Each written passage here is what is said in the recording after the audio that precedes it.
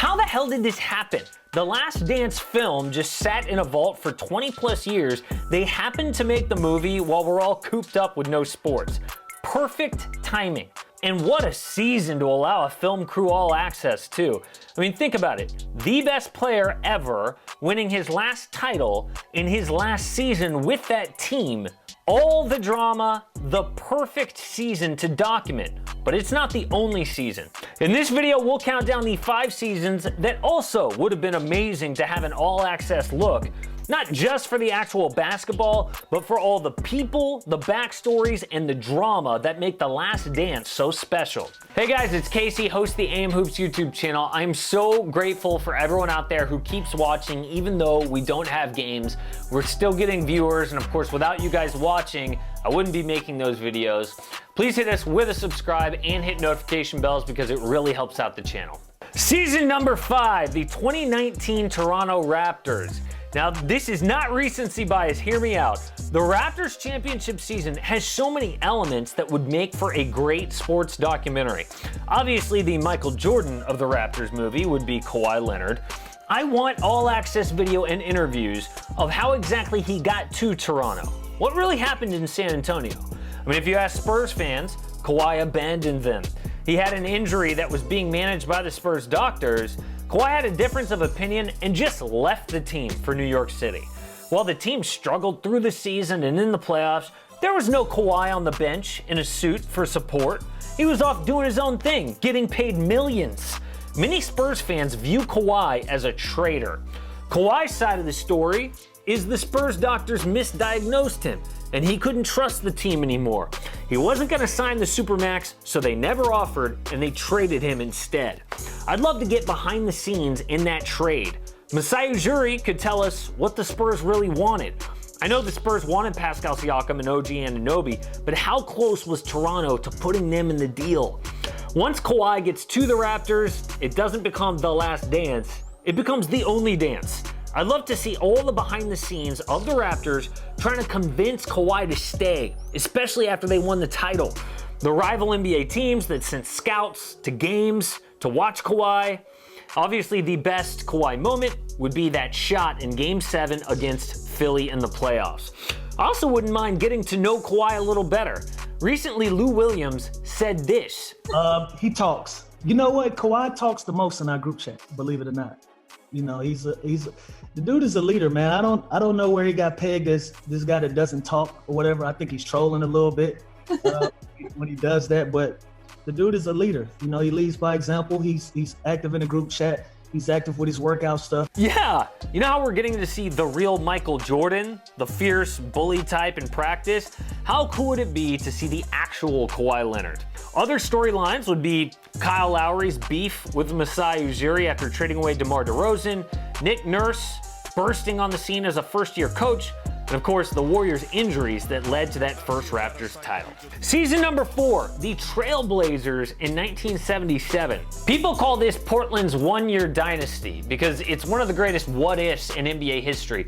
What if Bill Walton doesn't start to get injured and his career spirals down? A lot of people think this 77 season was the start of a dynasty. Walton was the most skilled center the NBA has ever seen. He played like a guard. Of course, if you call Anthony Davis a center, there's a debate, but Walton was a true 5 that could pass like Pete Maravich.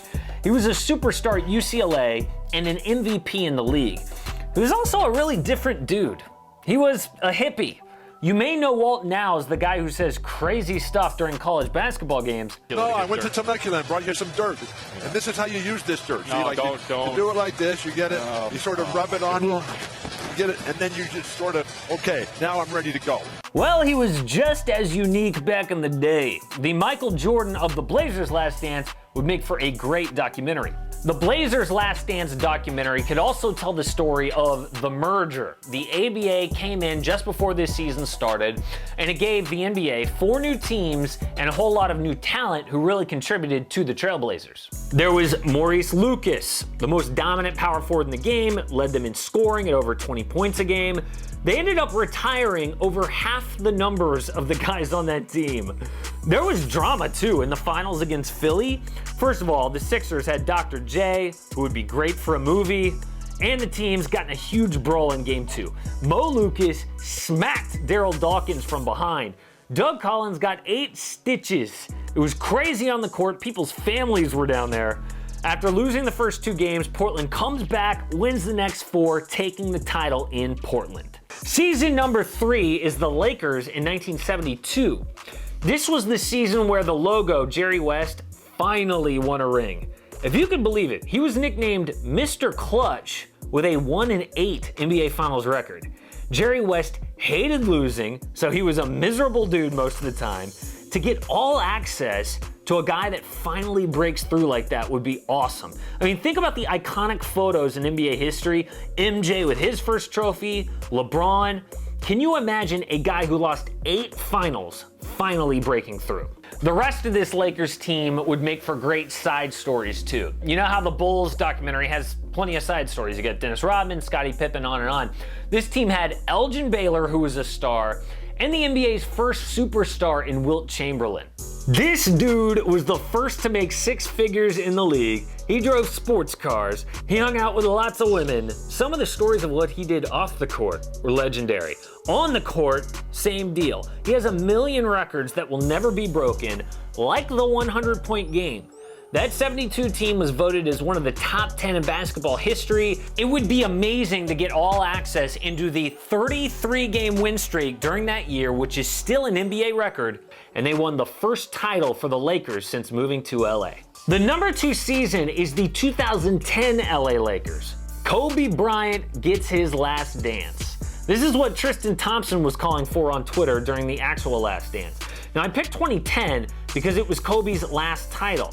Telling the story of 2009 would be interesting because Kobe won without Shaq, but they won in 5 against Dwight Howard's Magic. The series against Boston was a lot more drama. Since we're telling Kobe's backstory, there's a lot to tell by 2010.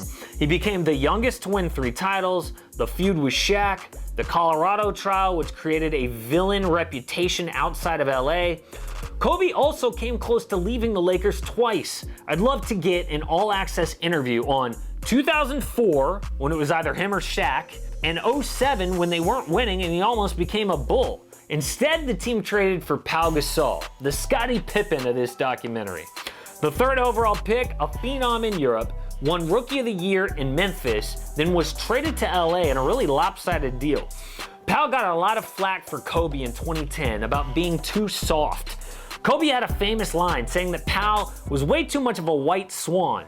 He needed more black swan. He wanted Pau to be an I would love to see those practices. So if Pau is the Scottie Pippen, of course the Dennis Rodman is Ron Artest, Metta World Peace.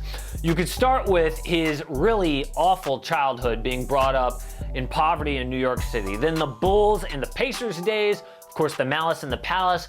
Then overcoming and dealing with his mental health issues, turning around his reputation in the league, then his career around with that Game 7-3 that helped beat the Celtics. Kobe passed me the ball, and I shot a 3. And Phil didn't want me to shoot the 3. I heard him, because he's the Zen master, so he can speak to you without, you know? The number 1 Last Dance season, though, is the 2016 Cleveland Cavaliers. Who else? This is LeBron's Last Dance, and it's the only season, I think, that could really rival the Bulls in 1998. You've got the superstar power of LeBron. His backstory is like a movie already.